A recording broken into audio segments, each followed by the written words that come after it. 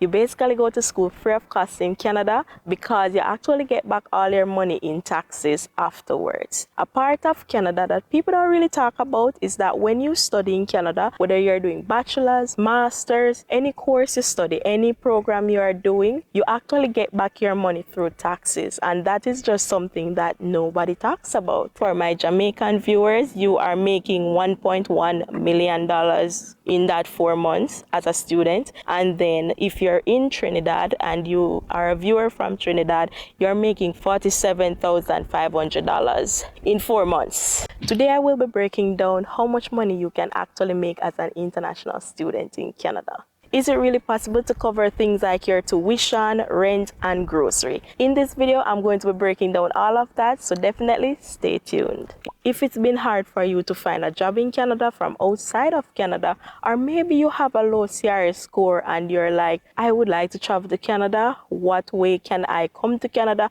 and possibly become a permanent resident in Canada? Maybe the student stream is for you. As an international student in Canada, you have access to a lot of permanent resident streams, and that is why being a student in Canada is very, very advantageous if you're thinking about immigrating to Canada. So first, I'm going to be breaking down one of the lowest amount of money you can make in Canada, and then I'm going to be breaking down one of the highest amount of money you can make in Canada as an international student. So this is just student, and I'm also going to be only talking about minimum wage in this video. So I came here as an international student. These examples are realistic examples, mostly because these were the amount of monies that I actually made. So if you were wondering how possible this money is, it is very possible, and you also receive raises over time. So the time frames that you can work in Canada as an international student is that you can work part-time for 24 hours. You can work during scheduled breaks. So even if it's Easter holiday,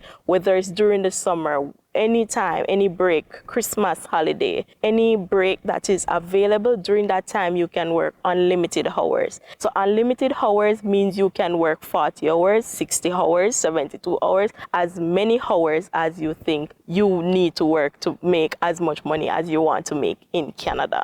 Another way that you can work in Canada is through the co-op program. The co-op program is available to students through specific programs, so you will need to check to make sure that you are pursuing one of these programs so that you can pursue the co-op program, which allows you to work during an academic semester as well as working during academic breaks. Co-op program is a very good program and it allows you to work full-time. So I think by now you guys want to hear the numbers, so let's get into the numbers. So first, let me break down how much is minimum wage in some of the most popular provinces in Canada. So the first one is Ontario. Ontario's minimum wage is $17.20.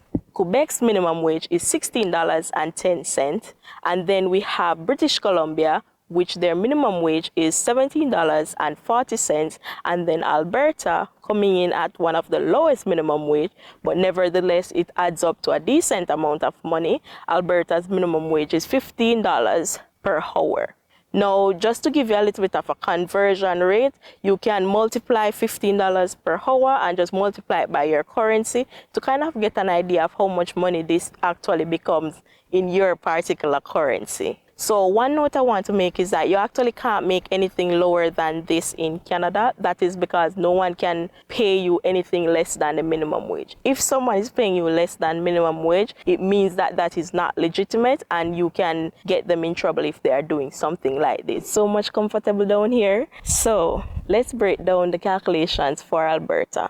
So let's say you come to Canada and you are doing a 4-year program and you are making a minimum wage of $15 per hour. With this $15, what you would do is when you come to Canada in, let's say for example, January 2026, you come to Canada. This is actually very much realistic, so bear that in mind. So you come to Canada in January 2026. What you would do is that during this period, you would work part-time. So you can just multiply the amount of money based on how many years you would be in school, and then afterwards you have the postgrad work permit that you can be eligible for if you choose the right programs. So you should definitely bear that in mind when you're making decisions on which school you would like to go to. So during May to August, during that time, you can work during the summer. During the summer breaks, what you can do is to work during May to August. You would be working and you would work 8-hour shifts. That's what I want you to do. The bare minimum during the summer is 8-hour shifts. You can also choose to work 24 hours still, but I don't see why you would do that. You can work for 60 hours. You can work also for 72 hours. Anything more than that, and you would be definitely overworking yourself. So 8-hour shift during May to August, and then during September to December, you would work 24 hours once more. So this is like the bare minimum amount of work that students typically does. They do the 24 hours, and then they do the summer hours, which is the 40 hours, and then they go back to part-time again during the fall semester where they do 24 hours. During January to April, you would be working 24 hours. So what you would do is to take 24 hours, multiply it by $15, and that would give you the amount of money that you make per week. Then you're going to take that amount of money and multiply it by 4, and that would give you $1,440 per month. So you're going to take the $1,440, multiply it by 4, and that will give you how much you make in 4 months, and that will equal to $5,760. This is the amount of money you would make in the winter semesters.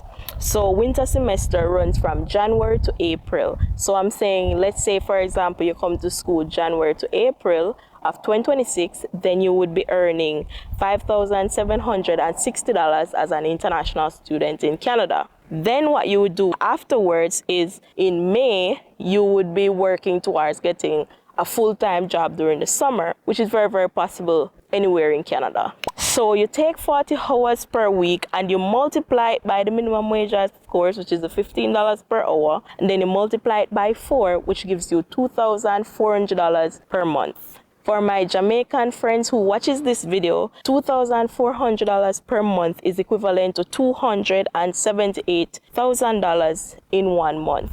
So this is the type of money you're making just as minimum wage in Canada, and as a student in Canada, you are making $278,000 in a month. And let's say, for example, you're in Nigeria and you are a Nigerian viewer of mine, then this would be 2.7 million naira that you're making in a month. So this is where I'm saying, as an international student, you have the potential to make a lot of money and you have the potential to pay your own tuition. And strategy that you can use is you can come to Canada, get a student loan, and that student loan can cover your tuition and everything. And then as a student, you can slowly pay back this money. And you can actually pay it back very quickly. Actually, it's not that slow. It's very fast. You can pay back this money. And this is very, very realistic. Like, I'm not making up any unrealistic numbers over here. It's realistic numbers. So during the summer, you are looking at, hopefully you didn't lose me, but by the end of the month, you would have 2,400 Canadian dollar. So what you do with $2,400 is that you multiply it by 4. So if you're working for the summer, it would be 4 months, and then you multiply it by 4, and it would equal to $9,600. Again, for my Jamaican viewers, you are making $1.1 million in that 4 months as a student. And then if you're in Trinidad and you are a viewer from Trinidad, you're making $47,500 in 4 months. So September rolls around and you're back again to working part-time. How much money can you make as a person working part-time in Canada? For this amount, you're looking at 24 hours again, multiply it by the $15, which is the bare minimum in Canada, $15 per hour, multiply it by 4 weeks, and you would come by the number $1,440. You take $1,400, multiply it by 4, and this will give you how much money you make in that 4 months, which is $5,760. If you're looking at a full guide on how you can study in Canada, I have a full playlist outlining my experience as a student, how you can get a student visa in Canada.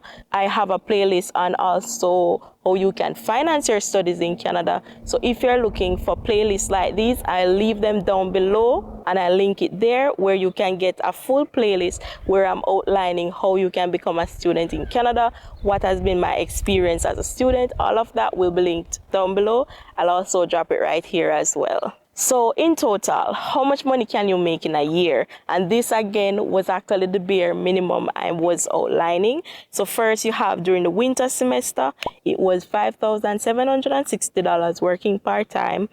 During the summer, it was $9,600. And then for the fall, it was $5,760 during the fall semester. So in total for that year, you made $21,120 as a student. Okay, let's now move on to the highest amount of money you can make in Canada. But still, this is actually the higher amount that you can make as it relates to hours. This is not the amount of money you can make as it relates to the amount of money you can make in a hour. So this is going to be the bare minimum I'm still using, but with higher amount of hours. So you come to Canada and you're now in a place that has a lot of planes. We make pure nice in the place. You move to Ontario and then you begin to study a 2-year program. Maybe it's a master's degree. For example, the minimum wage in Ontario is $17.20 and Ontario is where Toronto is located. So the minimum wage is $17.20. During January, so let's say again, you come here during January 2026. What you would do is take $17.20, multiply it by 24 hours, same 24 hours initially you're going to work when you first come. Because you want to get settled, you don't want the stress of working more than 24 hours. So let's say you're only working 24 hours.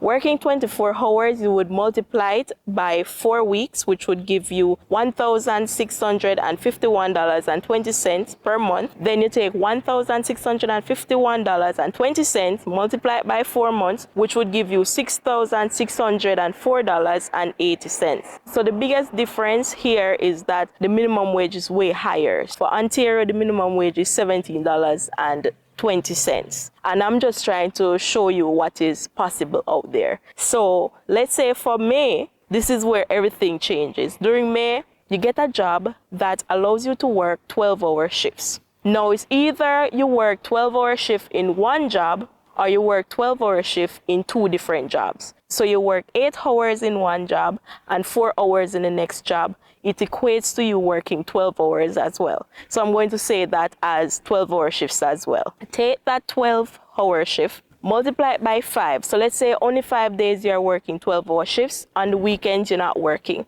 You can shift this around a lot of different ways. You can decide to work Saturday and Sunday because it just depends on your job that you get. So sometimes you might actually be working Saturdays and Sundays, which is fine. So what you're going to do is to take 12, which is 12 hours, multiply it by 5 days, and that would give you 60 hours per week. And then you multiply it by $17.20, which is the amount for minimum wage per hour, and then after you're going to multiply that by 4, which would give you $4,128 in a month. Now, this is where everything changes. This is where you make the most amount of money possible.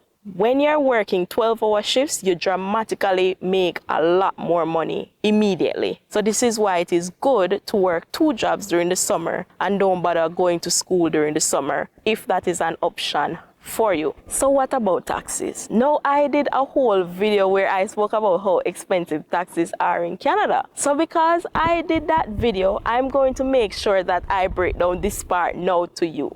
As an international student in Canada, or as a person who studies in Canada, international student or not, if you study in Canada, the study program tuition that you pay, if you pay from your own pocket, which is what I was talking about in this whole video, when you pay your own tuition out of your pocket, what happens is that your tuition is actually deducted from taxes that you need to pay. What this means is that you basically get back every cent you put into paying your tuition in Canada. And this is the part that I've never heard anyone mention this part. You get back your money pretty much. So every money you put into studying in Canada, you pretty much get it back through taxes. So that is why studying in Canada is actually very, very advantageous. Even if you're a permanent resident, you can still decide to study in Canada. So just to make this very clear, you do not pay any tax as an international student in Canada because you get back all of your tuition, which is a lot of money that is being paid into tuition. So that money gets deducted from taxes. So if your taxes is, let's say, for example, in a year, your tax come to $10,000, ridiculous amount of money. Your tuition, let's say, for example, was also $10,000. You don't pay any money because your tuition was $10,000 and then your taxes was $10,000. So if you've been thinking about studying in Canada, or maybe you weren't thinking about Canada and now you're like, okay, Canada makes more sense now to study here, you can always watch the full playlist where I outlined everything you need to know about studying Canada. I'm going to leave it right here on my screen, and I'm also going to link it down in the description box along with a lot more resources. I'm going to link, for example, the playlist where I outline how to pay your studies in Canada. I have an ebook where I outline 50 different ways you can study in Canada. You can get that ebook and that can significantly help you because it shows you, for example, where you can get a loan, where you can get scholarships, which schools can you consider in Canada. All of that is in that ebook, so you can definitely consider it. And thank you so much for watching this video. I hope you found it helpful. I hope you see why I share content about studying in Canada. Thank you so much for watching, and I'll see you in the next one. Bye.